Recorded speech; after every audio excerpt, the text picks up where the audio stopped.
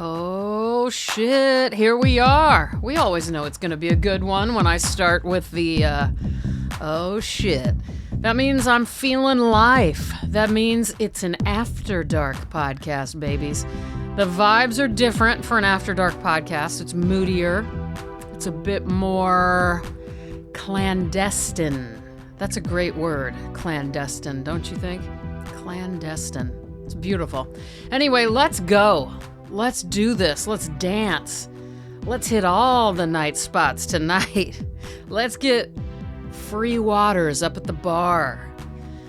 Let's snack on the saltine crackers I brought in my bag.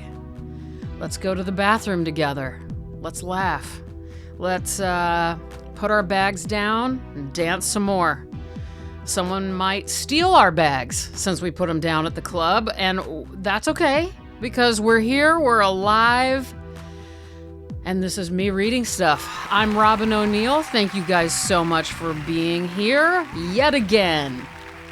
This is the podcast that just won't die.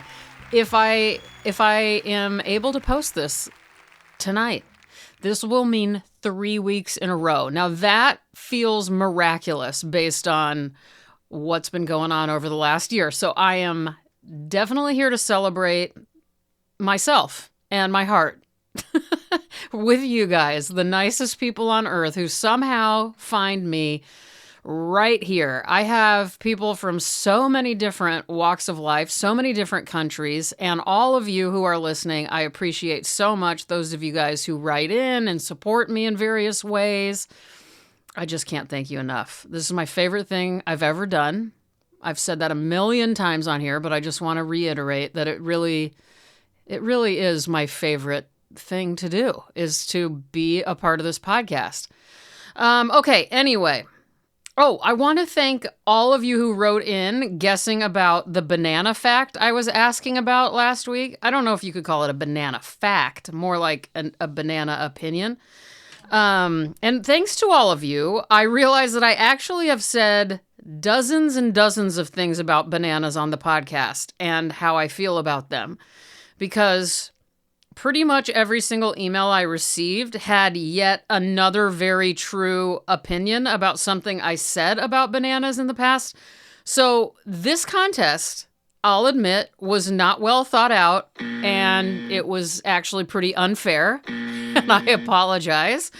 So I promise that I'll come up with a new contest sometime very soon, and it will be fair and just, and we can all play again. But only a few people who emailed stated the banana opinion I was intending when I asked you guys to tell me something about me and bananas. But everything else was true too. So again, this isn't a fair contest. So anybody who got it or didn't get it is not going to win anything this time, but I promise to do a better contest in the future. And that's really jerky of me, and I am so sorry. But anyway, the thought I was having was, was that, how do I put it? I hate bananas, even though I eat a banana almost every single day. Many times, 2 times a day. I am really grossed out by bananas, thoroughly grossed out, and I don't even crave them. I do not enjoy eating them. And yet my body loves them, so I eat them rather dutifully. I imagine it might be a little bit like a pregnant mom or a pregnant person when they eat for their baby inside of them. They're sort of possessed by this little child in them, and they need to eat what it wants to eat. That's like me and my stomach. It likes things I don't dig. But I gotta be a good mom and give it bananas and lots of other boring, mushy, bullshit food like that. I think that my stomach would be really happy if I ate like I imagine old people, like elderly people eat. No offense to the elderly, because I love the elderly and I love how they eat, actually. You know what I mean? Like steamed carrots, and everything's steamed. Everything's soft. I think soft, mushy foods, maybe that's good for everybody's digestion. I don't know. Do you guys have anything like that? Anything you eat regularly but don't really like? Damien's favorite runt candy happens to be the banana one, and I find that just shocking that anybody would like the banana one. But Damien and I do have kind of exact opposite taste buds on almost all foods and drinks. He loves mayonnaise. I hate it, and I love mustard, and he doesn't really... He'll do mustard, maybe, sometimes, but not really. I love pickles. He is not obsessed with pickles. Occasionally he'll put some on, maybe get them on a burger or something like that. I love anything tart and sour. He hates all of those things. You get the picture. Oddly enough, we have the best eating life of any couple I know. We just both love food so much and love to eat so much that we figure it all out. I'm tired, guys. Do you know what my home is like? There's a couch, a chair, a coffee table, an easel, a desk, paper scattered everywhere. What's up, everybody? By the way, happy Valentine's Day. It's actually Valentine's Day Eve, but happy Valentine's Day to all of you. Now, I love Valentine's Day. There, I said it. I've probably said it on here before. It seems like most people I know have always been anti-Valentine's Day, and everybody says the same thing, like it's a Hallmark holiday. But I'm always like, even if it is, it's fun. It's kind of cute, and you get to eat candy. So is there really anything so bad about it? Yeah, you get candy. That reminds of that. Saying you get candy reminds me of the saddest thing, though. If you've seen Halloween, the original Halloween movie with Jamie Lee Curtis, there's the saddest part where the little kid Tommy is being bullied outside of school, and it is Halloween that day, and they're like, "Hey, Tommy, you know what happens on Halloween?" And he goes, "Yeah, you get candy." I'm sorry I'm laughing. It's so sad to me. Why am I laughing? Anyway, get some candy. And you want to know what else? Have I told you guys this? I think I have. I love chocolate. Didn't used to love it. I think there's an age, for people who don't grow up loving chocolate, there's an age you hit and then boom, you love chocolate. No, I did tell you guys because mine happened right after I had my hysterectomy. And then, I'm not kidding, a week later, I started to notice all I could think about was chocolate. So there is something to that. My grandmother loved chocolate. She ate so much chocolate, like all throughout the night. She'd get up in the middle of the night and go get some chocolate and go right back to bed. I haven't pulled that move yet, but Grandma Ginny, if you're listening, I'm going to have to give it a try. Maybe tonight. Maybe I could be celebrating Valentine's Day like at 3 a.m. That'll be really fun. Anyway, you guys, I'm going to do a little short recommendation corner for you. How does that sound? We haven't done recommendation corner in a while. And I'm going to start by recommending my favorite streaming service, which is Tubi. Tubi. Now, this is not one often spoken of. This is not one you're hearing everybody rave about. But I am telling you, as a lover of B movies and of made-for-TV movies and of sitcoms and dumb teenage shows from the 80s and 90s, this is my shit right here, Tubi.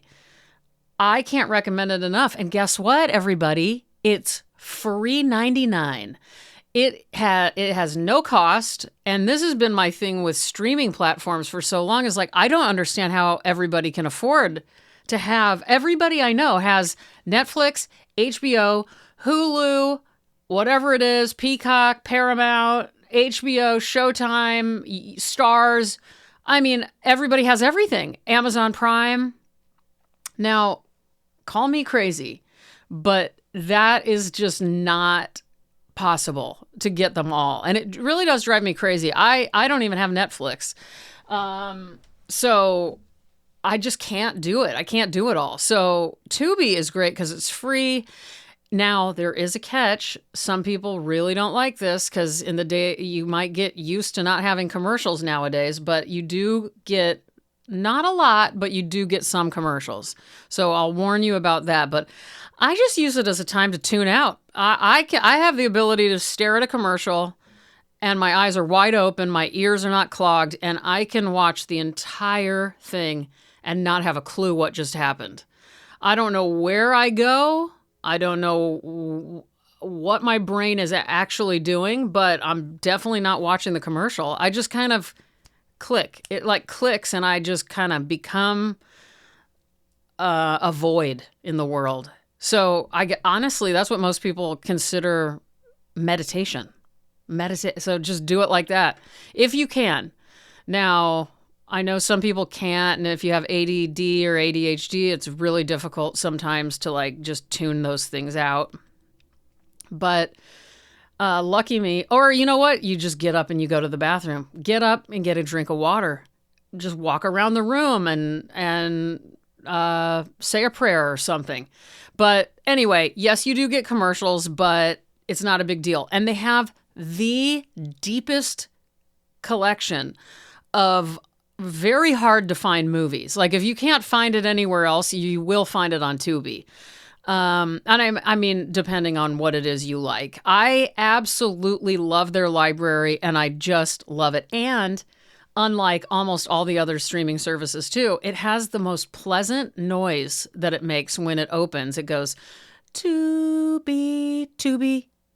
And it's cute. Like Frankie normally runs out of the room. My cat normally runs out of the room when any of the services like come up on the screen and they all scare her. But she always just stares at the screen when Tubi comes on because it's so cute. Okay, so that's my number one on Recommendation Corner. Number two, I'm going to just recommend getting your inbox on your email down to zero if you can. I spent the last 3 days working on this. Now, the reason was, and this is pertinent to all of you listeners, was that I figured out recently that the email address that I most often mention on this podcast, which I believe I'm mentioning, info@robynoneal.com, I haven't checked. I thought that was coming up on my inbox. Nope, it was hidden somewhere else. So here I've been feeling sorry for myself for a long time, thinking I wasn't getting any messages from anybody. That wasn't the case. I uncovered and unlocked this whole slew of messages that somehow went there and I didn't see it. So chances are if you sent me something in there and I didn't see it, it's because I truly didn't know it was hidden from me. I think at some point, some of them were filtering into my, let's see, what do I call it? Oh, I closed out my email, but it was like all inboxes. I have several email addresses and I thought they were all going to this all inboxes, but some of them were not. And when I found this, I felt so guilty. I was already having such trouble finding a way to keep up with my emails and get back to people. And I mean, I truly, anybody who takes the time to email me in general, I love them for that, you know, and I feel very grateful. I really do. I mean, at this point in my life, the fact that I ever used to complain about emails or, oh my God, I can't keep up with my emails. Like, that just seems like such an asshole thing to say all of a sudden, even though I know we all struggle with it. But the way I look at it now in 2026 is like, you know what? The fact that anybody gives a shit about me is so miraculous at this point. And I am just so grateful for anybody who looks my direction or talks to me or messages me or writes to me. So, thank you for all of you. And I'm sorry if you're one of the many who I have accidentally ignored. But, you know, so what I did was I just decided I've got to just start from zero because I noticed my anxiety raising. And so I took a lot of time getting that inbox to zero. I put everything in the archives so I can eventually search for things if I remember an email that I need to get back to or something. I'm just going to do my best. This is the best I could do, was just move it all to the archives and start fresh. And now today already, I think I have maybe 6 emails that I don't know what to do with, because I'm like, I definitely need to do something with these. I might not need to get back to this person today or tomorrow or the next day, but within a week. So I'm trying to figure out the best system. If any of you guys have any recommendations for email systems, let me know. I just want you to know I do not use Gmail. So that's not something I fuck with, but I love my Mac Mail. I've had a Mac Mail account since, honestly, the dawn of the new era. Whenever they were available, I got one. So I have an original mac.com. Robyn, well, I don't know what it is, but it's .mac.com, I think, at the end. And that's the one I use, even though I do still have the info at robynoneal.com, which is where I like you guys to email me. And I'll do my best to keep up with them all. I think I'm going to have what I think I need is a temporary, like a holding pattern. I know flags are kind of used for that on emails, but keep in mind, guys, I didn't grow up with email. Like, this is not exactly inherent to my makeup. A lot of you who listen are much younger than me and grew up with emails, but I am 48, soon to be 49 in a couple of months. And I didn't get my first email until my last year of college, I think. Yeah. So you can imagine, a lot of people I assume grew up with Gmail, and maybe Gmail even like organizes them for you. I really don't know. But for me, it's always been a struggle. And as you know, I've read some pieces from the poet Anne Boyer, who I adore. I adore her work beyond anything I could say about it right now. But just go ahead and search me reading stuff for Anne Boyer's name, and you'll see it's Boyer.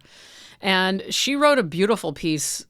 It was a poem, I believe, about her inbox, like email, and how much it stressed her out. And I'm certainly not making fun of, again, when I said it seems like kind of an asshole thing to say, is like, oh, I got too many emails. I get it. It's a part of life that is so stressful. I imagine it's almost like people used to say like that. Sorry, I keep saying like, by the way, but I remember growing up, people would say, oh, I got to open my bills. I can't. Oh, I got to go to my mailbox.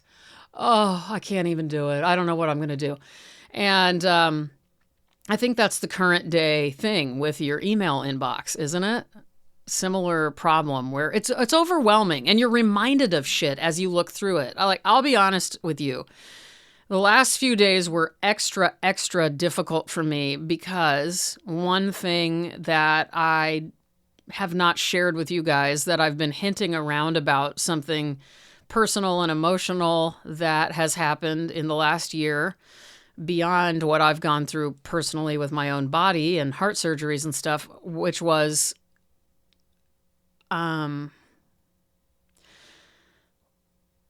if you guys remember me talking a lot about Billy, my husband, my first husband, and I loved him dearly and I always will, but sadly, just about a week after I got home from the hospital last summer, Billy passed away. And he was only 48 years old. Actually, I think he was about to be 48. He died the week of his birthday. And I haven't begun to process him being gone. And he was truly one of the greatest human beings I ever had the pleasure of knowing in this lifetime, and ever will, for that matter. And even though our marriage ended and we went our separate ways, up until, about maybe a year prior to his death, we kept in contact occasionally, and in my opinion, in my estimation, were doing okay with it all, you know? We definitely had our time that was so difficult and upsetting, and I always knew in my heart that we would get to be good friends again one day. At least I hoped so, and I was willing. But he's gone way too soon. And, you know, I was with him for 20 years. And, God, I really don't want to talk about it much more than to just mention that, because when I was going through my emails, I can't even tell you how many Billy emails popped up. Billy Cuto, like just always being so upbeat and sweet and funny and happy. And it just sucks. And it really sucks because for his family, in particular, he had just gotten married months prior to his sudden death. And he had a heart attack, by the way, if I didn't say that. So I also have had a fair amount of some sort of guilt that I was spared my life for having ongoing heart problems. And yet all of a sudden he, at a very young age, has a sudden heart attack and leaves this planet, you know? It's just been unimaginable ever since it happened. And there have been a lot of tears and a lot of struggling with this reality for me and my parents. And Damien never met him, but even Damien gets really upset. I was so thankful to be with Damien during all of this, because he encouraged me to, you know, he knew that this would be something I would do for anybody else, because I've done it for people when they die, which is build an altar for them and light candles every night and all of this. And so we did build Billy an altar and lit the candles every night for about a month and said prayers to him. And, you know, basically, I guess I want to just end this by saying to anybody who knew Billy, I keep saying this, but to know Billy was to love him. And he was the funniest fucking human being you could ever have met. And just remarkable. And I'm sorry to anybody who might be hearing this who didn't know that Billy had passed, but maybe had met him once or twice through me or something like that. I'm sorry to be the bearer of bad news, and sorry to have done it so late. I was still struggling so much in my recovery from surgeries that I was in no shape to tell very many people. I did end up telling, you know, a few people, but I think most people had already found out. And anyway, my love goes out to anybody who has ever loved Billy the way I did. And man, that's it. That I did not intend on talking about that, but recently I had brought up something that was very personal, and what it was a pile of Billy photos that I needed to get off the floor of my office here. And I finally did that last week, and that felt really good. And the reason I had him out is I provided a lot of photos for some of the ceremonies that they had for him. I couldn't attend because I wasn't allowed to fly at this time with my heart. But yeah. Anyway, all right. It feels bad and weird to move on to anything, especially something this dumb. But recommendation corner number 3. Have I said this yet? Bold and the Beautiful. The Bold and the Beautiful, the soap opera. It started in 87 or 88. You can find all the episodes on YouTube, and I highly recommend you do. Damien and I have watched now all of season 1, which, you know, soap operas film almost every day. Like they air 5 days a week almost throughout the entire year. So you can imagine how many episodes. There's a lot of episodes. But we got through all of season 1 and halfway through season 2. And we are completely obsessed with this show. And It's kind of all I think about. And thank God, because it's a pleasurable place to be. There are so many things I want to tell you guys about, but I don't know where to begin. I guess I would say the thing that might entice somebody who thinks, there's no way I'm going to like some soap opera from the 80s. Well, first of all, they're short episodes. This is a half-hour soap opera, and it is set in LA. It is mainly about two different families. One, the Forresters, who are very wealthy, and they own a fashion house, okay? And the main patriarch is a fashion designer named Eric Forrester, and his wife is Stephanie Forrester, played by the beautiful Susan Flannery. And they have many kids, and those kids also work in the business. Well, one of them doesn't. One of them I'm not going to tell you about, but there's a surprise child who shows up in season 2. And this one is definitely not working in the fashion house. Wait till you find out about this one. But anyway, so that's them. And then the second family are the Logan family, who live in the Valley. And they are not as wealthy, although their house is badass, and I would do anything to live in this house. They are a family without a father, at least for now. The father skipped town 10 years ago.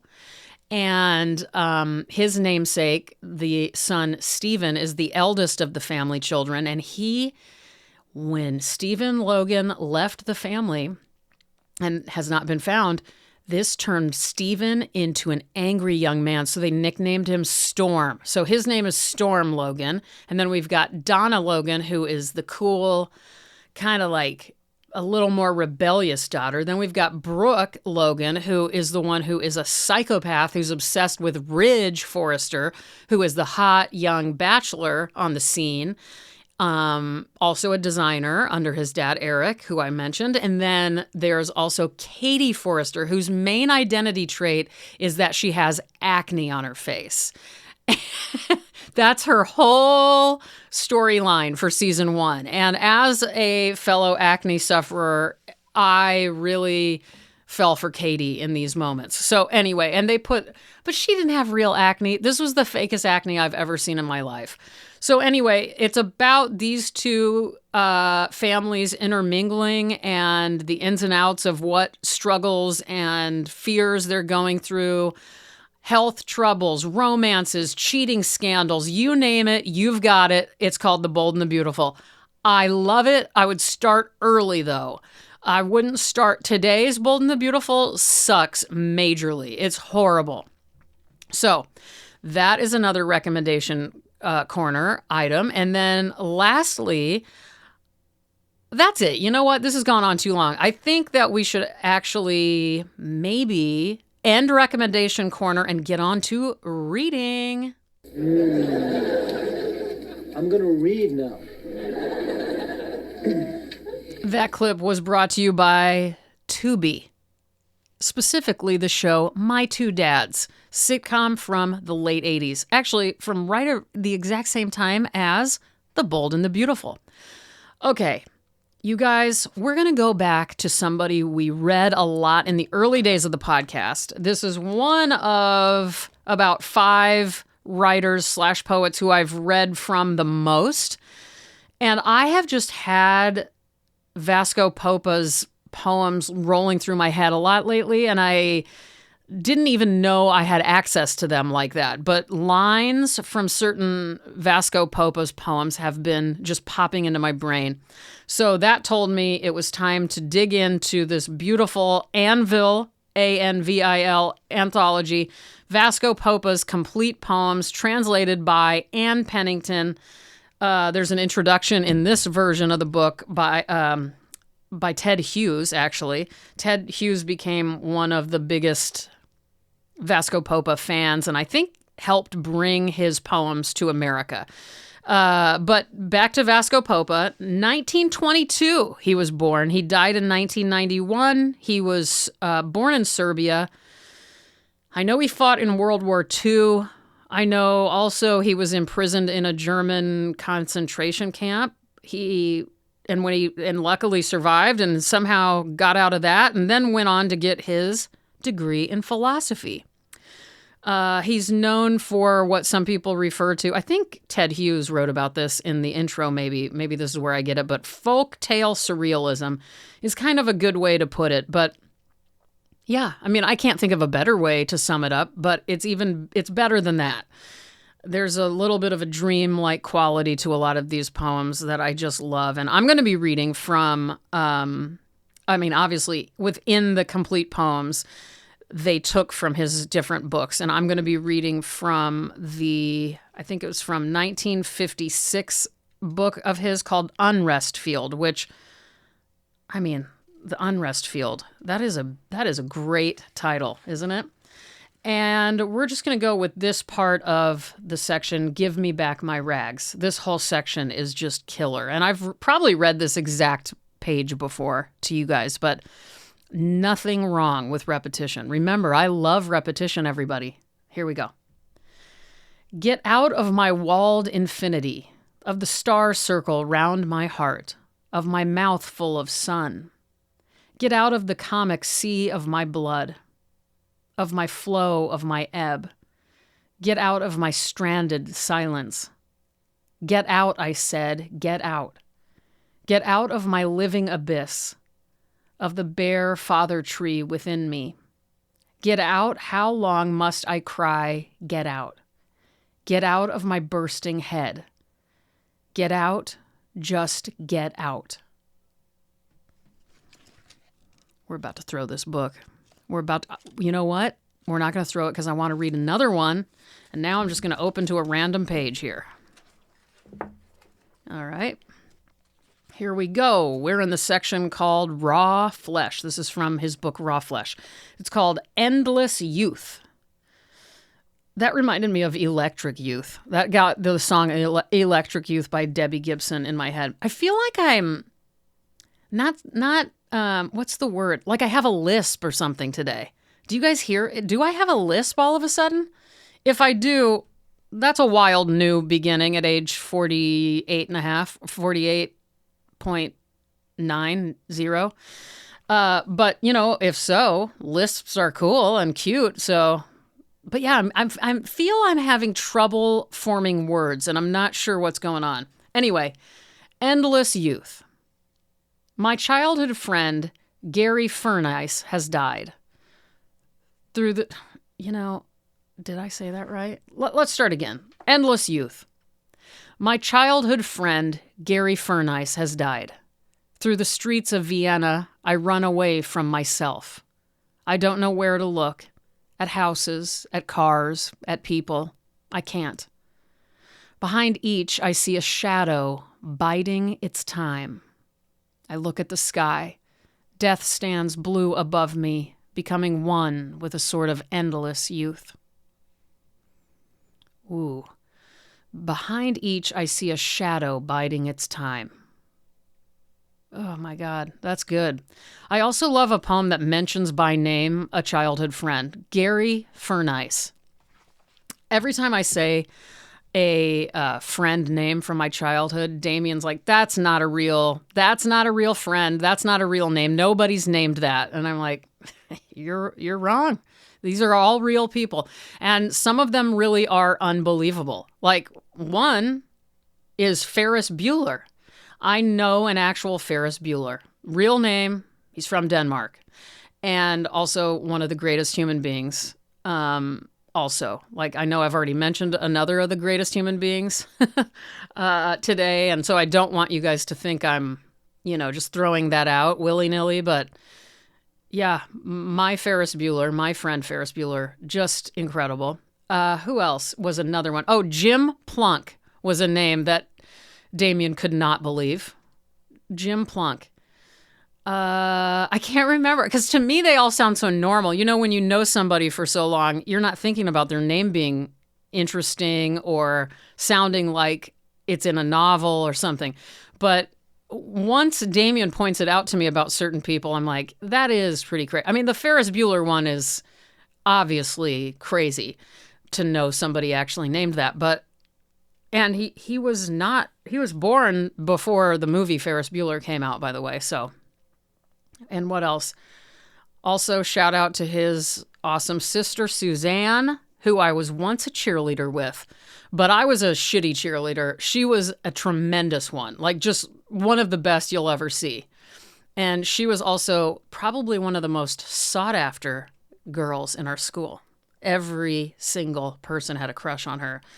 She was incredible. Like, again, I don't know if it's just Danish people or what, but man, those two and their parents were just the most fascinating people. Anyway, why did I start talking about that? Well, I don't know, but that's it for Vasko Popa. I mean, I just love him. I want to encourage you guys to buy this book. If you do, try to buy it from indiebound. Is it com or org? All of a sudden, I don't remember, even though I'm on there all the time. It's org, indiebound.org, which will source from a local bookseller who has whatever book you're searching for. So I have rarely been at a loss when searching IndieBound.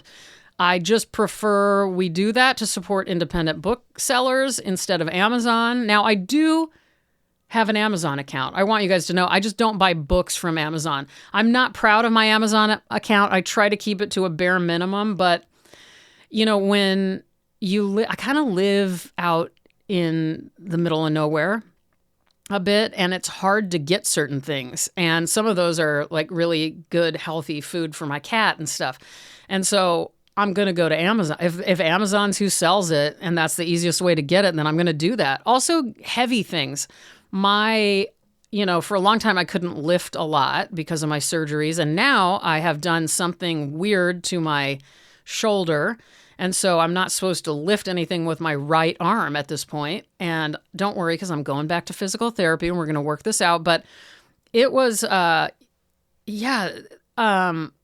there's just been a long time where I can't lift certain things. So getting the heavy things delivered from Amazon is kind of the way to do it. But anyway, the whole point being, I would be mortified, by the way, for anybody to see my Amazon account, just to see what kind of weird shit I've probably gotten throughout the years. I've had the same Amazon account since, I swear, the first year that it became available. When I first heard about it, I just thought it was the coolest thing ever because I was always having difficulty finding the books I wanted in Texas, and then that made it possible. It's so weird to think back to the beginning of Amazon where it was just a crazy new reality that you could get a book from New York or whatever. I don't even know how it worked back then. I think it was all shipped out of here in Seattle for a while, but having access to that much was really truly almost confounding. You just couldn't believe that this was possible. And now we just take it all for granted. But anyway, I still don't, it's just ironic that it started with books, and that's the one thing I will not buy on there. And also I was talking to a friend this week, and she mentioned to me, I'm not going to out her on her way of getting books, but I just want you to know, I also understand if you can't buy books, definitely go to the library. And libraries loan books out from other libraries. If there's one that your library doesn't have, like I have a great library, but it's tiny and I'll be honest, it never once has had something that I actually wanted. But it's easy because you can get them to find it for you and they'll loan it to your library, another library. Well, there's a whole system for these things, as most of you already know, so I won't bore you with the details. What I will do is get the hell out of here.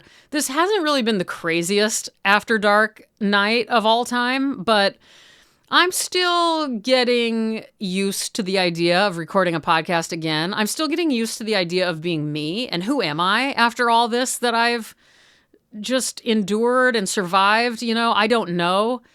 I'm not trying to over dramatize what I've been through, but I'll be honest with you. It was intensely dramatic and serious and awful and is a nightmare. And I have flashbacks to certain parts of, of my hospitalizations that, I'm really traumatized, deeply traumatized. So it's just weird because I don't really know exactly who I am at this moment in time. And that's actually very exciting. I'm taking it as an exciting thing because the experience of last year has really rattled me and to my core and made me realize just how unimportant most of my thoughts and fears and anxieties were, how they were pointless waste of time, you know? And I really do think I now have a bit more. I'm not saying I'm wise. I wish I were, but I do have a bit more wisdom in the ways of what I should take the time to even let into my brain and what I shouldn't, you know? There's just a lot of discernment that I've gained that I never had before. And I am much more mature. I don't know if it's even coming through.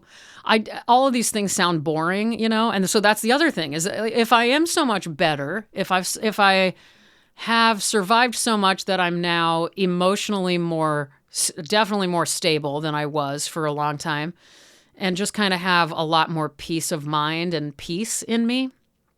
And also they fixed this mitral valve, which was leaking and causing me a lot of, anxiety. Like I couldn't help being anxious. I didn't know that it had gotten that bad, but yeah, anyway, you guys get it. If you have any questions, that was one thing I wanted to offer up because I think a lot of people have felt weird asking me specific questions, but I really want to open the email line up for anybody who has any specific questions about my condition, whether it be what happened in 2023 with me, mentally speaking, or with my heart and the degeneration, is that what you would call it, of my mitral valve? Just how my mitral valve just stopped working almost entirely there towards the end, and the surgery and what it's like to be in the hospital for something like that, and what it feels like to have a new valve that is completely not even,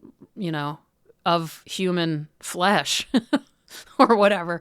It's a crazy experience, all of it. And, sometimes it comforts people to hear about other people and what they've been through. So I'm here for that. If you have any questions, do not be afraid to ask me, as long as you're okay with me answering them on the air. So if you have, just title the email Heart Questions or something like that. Heart Question.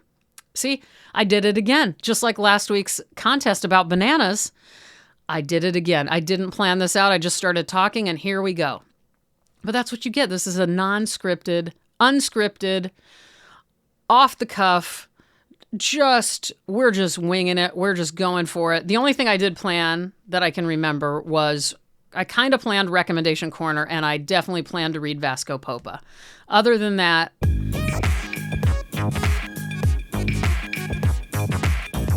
happy Valentine's Day. As I said earlier, eat some candy like we do on Halloween.